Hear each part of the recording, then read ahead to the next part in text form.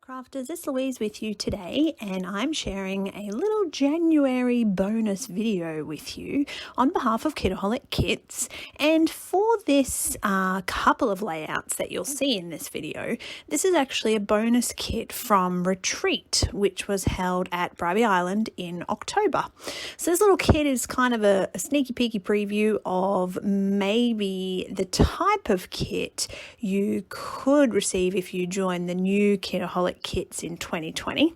So I am going to create a couple of layouts and you're going to get to see these videos. You don't actually get this exact kit. I just want to preface that by saying this kit wasn't exclusive, but it's sort of a little hint of maybe the new direction that Steph might be taking in 2020.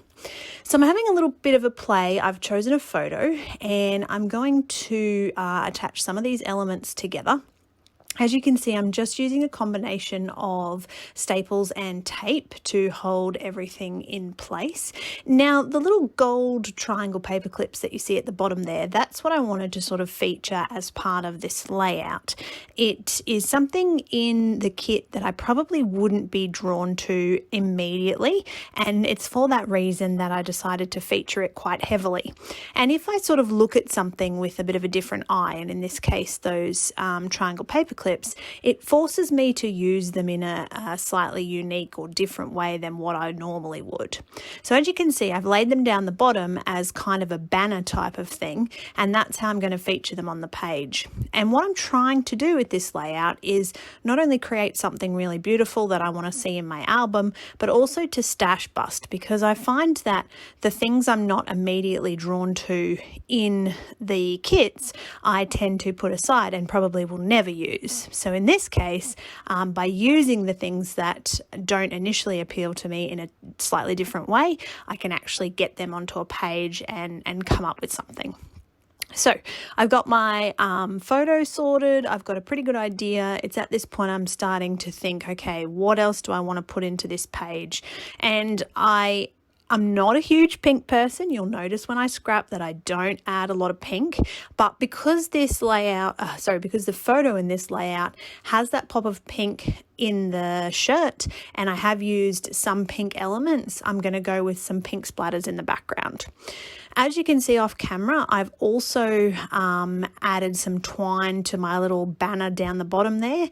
And now that I'm quite satisfied with this layout, I'm going to go ahead and glue everything onto the page. So there's little wooden pieces. I've got my title. I did also pull out a charms heart there. So that's going to go on there as well. Not a heart, sorry, that's a star. And off camera, I'll glue all this down, add a little bit of journaling and some sequin sparkle, but otherwise that's the completed layout. So nice and simple, nothing too tricky, but a good chance to bust some stash. And then we're going to move on to the next layout of the video.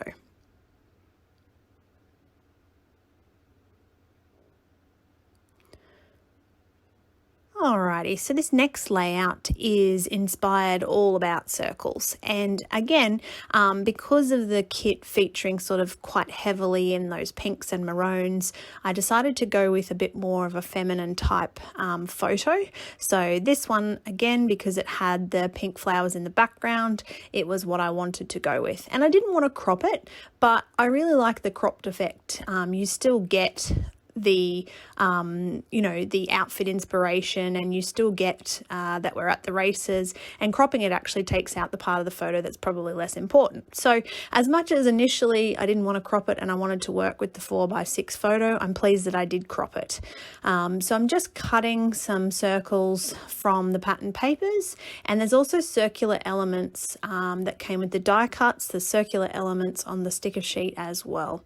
So at this point it's just a matter of using the circles that are available to me in the elements and laying out the page. So what's going to happen is once I'm sort of satisfied with the way this is laid out, I am going to stick everything down off camera, because I don't need you to sit there while I stick everything down. I'm sure you can work that out for yourself.